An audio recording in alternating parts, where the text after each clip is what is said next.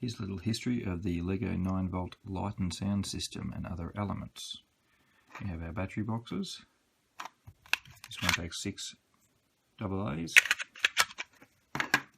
This one takes a single 9-volt, which is what I'll use at the moment. Unclips. Battery goes in.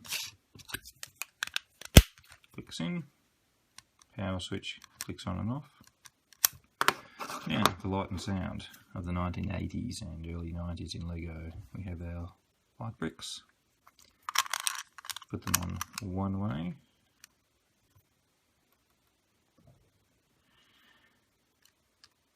Goes on.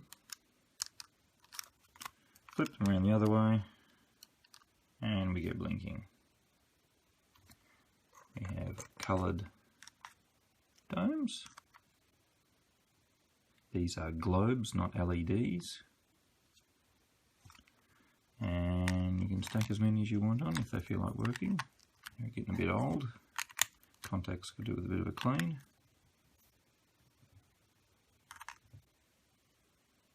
Next, we have the sound bricks. Black for town and white for space. There's no pirate or castle sounds. That would be fun. Back on again. Turn the dial. Fire. Police. Lots of fun to annoy the parents. My space brick's a little bit worn out, but if it feels like playing.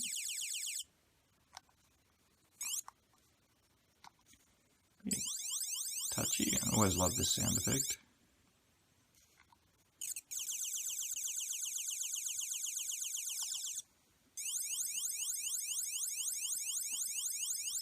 That's pretty cool. Good fun. Next, you've got the Conductive E Bricks, the wire bricks.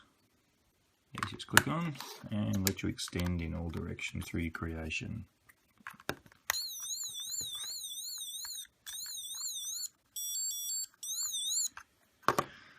Then we've got the motors. Micro motor, the smallest motor LEGO ever made. Lucky to have 3 of these things. Quite small, rare, and when they break, that's it. Not the most powerful thing in the world, but they can be very useful.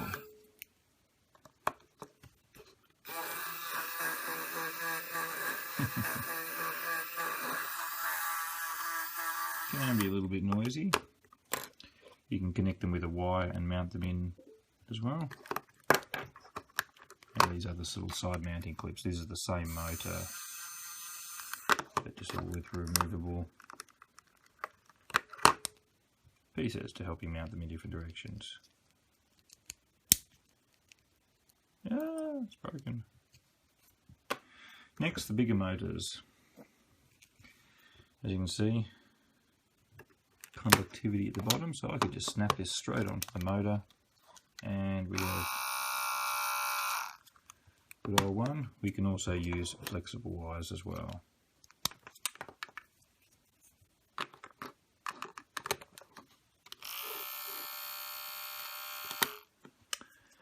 Not the strongest motor of this one. Very easy to stop. There's no internal gearing at all. The next version of the motor, different shape, but a lot stronger. Taking a lot more effort to stop there.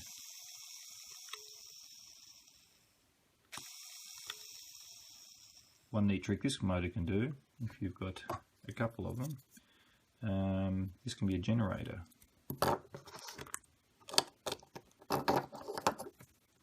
Two motors together. Look, no batteries. One of mine's a little bit squeaky. Probably on its way out. And lastly, we have the Polarity Switch. Unfortunately, there's no conductivity at the bottom, so you have to join it via the top.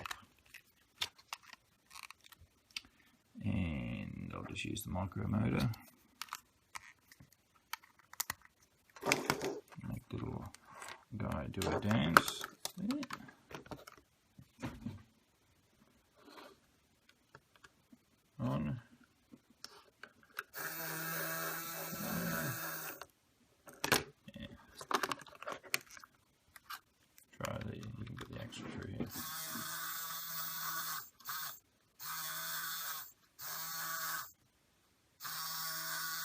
No, it's not going around this time.